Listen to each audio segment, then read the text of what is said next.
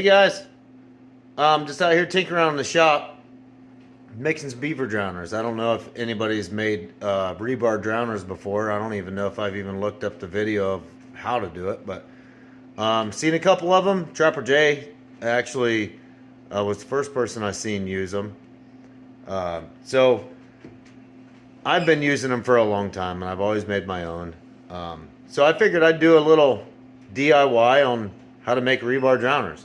So let me get you turned around here and I'll show you what I got. All right, I start out with just a 10-foot piece of 1/2-inch rebar. Right here from Menards. I think you can buy them, don't get me lying to you, but I think they're about $5 a piece. You can buy them in 10-foot sections. I just leave them into 10 foot. And then you need the 10-foot 1/2-inch rebar. And I've got 5/8 nuts, 5/8 washers. You know, they're pretty thick washers. A little 110 welder. And that's it. I just finished one here. Oh, you need your slides also. I use the Hags slides. You just put your J-hook, your swivel on another J-hook and attach to your trap. It's pretty slick. So, these go in a 1/2-inch rebar, no problem. I got some finished product right here I just finished. There's a pile of them. So, right there you got your washer on the end. That's your stake in that goes on a bank. Then your slide. Then you come down here and you have that nut down there. What that nut does is it stops the slide from going down all the way off the rebar. That's all. That's the only purpose. And the only purpose of the washer is to stake it. That's it. So I'll flip you around. I'll make one. And yeah, we'll show you how it works. All right, so in order to put the 5/8 nut on this 1/2-inch rebar, it doesn't really like to go across on the end of it. So all I do is just wear your safety glasses, and I just take a little sanding pad like this, and just the ridges on the rebar, I just cut them off.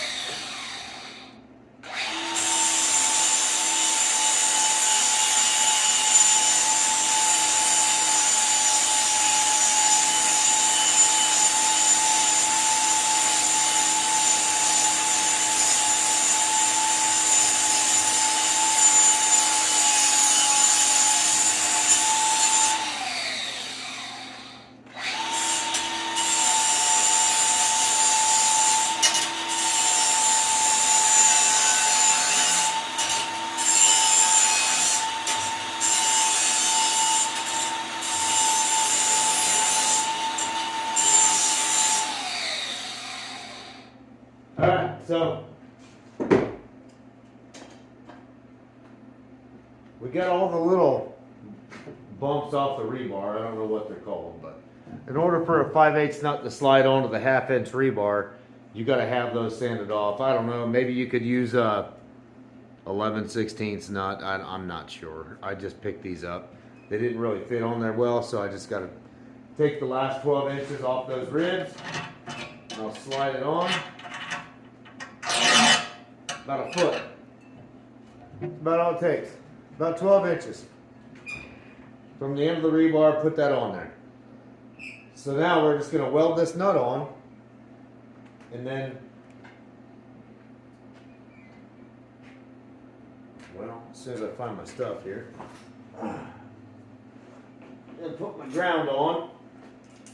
This welder don't have a ground clamp, so I just got to clamp it on with the pair of vice grips. Alright, so now all we're going to do is we're going to weld that nut on, and then we'll put the slide on the other side and weld the washer on. I'm going to go ahead and just get it done, work through it, and then we'll show you the end product.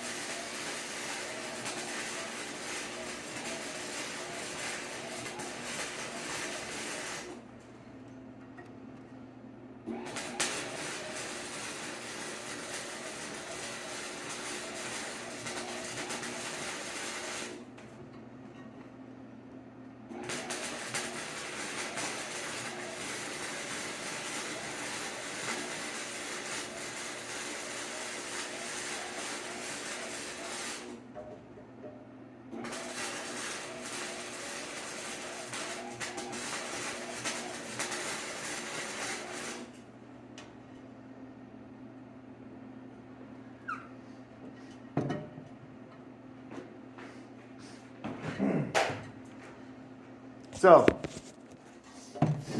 here's the nut. It's just welded on both sides.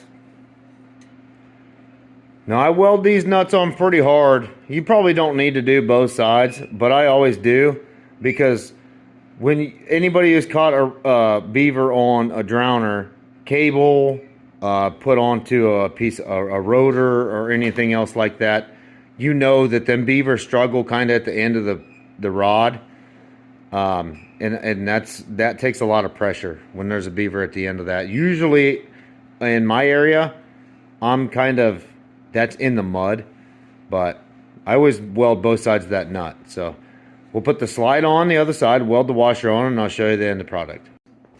All right, well, I just showed you the way that nut's welded on there. So now what we're gonna do, and this is a very important step. Ask me how many times I forgot this step. We gotta put the sliding lock on. Now the lock slides down the rebar. I don't know if you can see it. Sorry, I'm on my phone. But it slides down the rebar like this. This tail points towards the end of the rebar. So when it goes down the rebar, it slides easy. And then when they try to pull up, it kind of creates a lever. So we got to slide that on first. Just get it on there. Let's put our ground back on.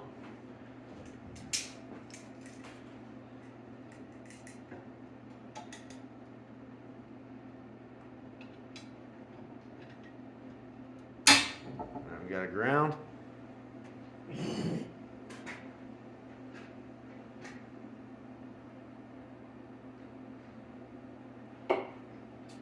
Now, we got a washer, and all we're going to do is we're going to put this washer right on the end and just hold it with a pair of vice grips. That's all we're going to do. Make sure it's kind of straight.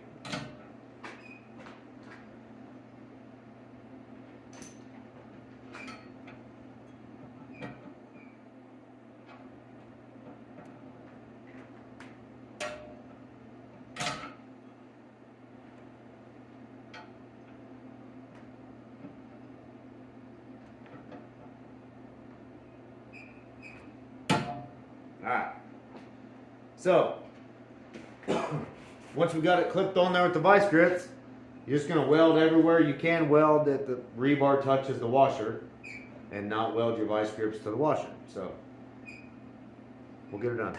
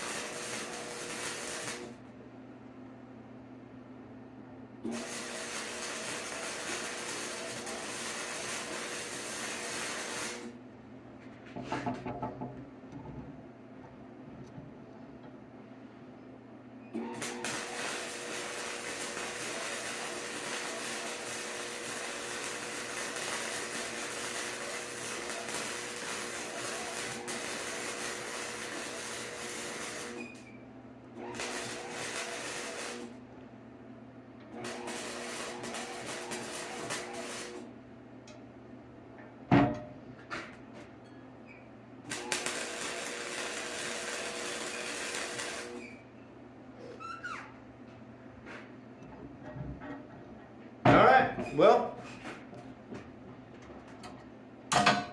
there it is. That's a done deal. And put it on the ground, I'll show you.